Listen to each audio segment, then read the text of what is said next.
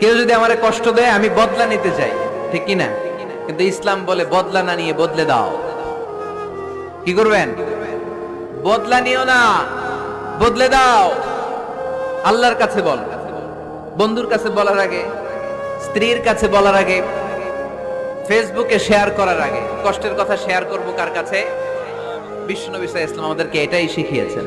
এই শিক্ষার মধ্য দিয়ে গোটা বিশ্বকে তিনি চেঞ্জ করে দিয়েছেন। তার নাম মুহাম্মদ সাল্লাল্লাহু আলাইহি ওয়াসাল্লাম। এই সূরা থেকে আমাদের জন্য শিক্ষা হচ্ছে আমরা বিপদে আপদে সব সময় ভরসা রাখবো একজনের উপর, তিনি কে?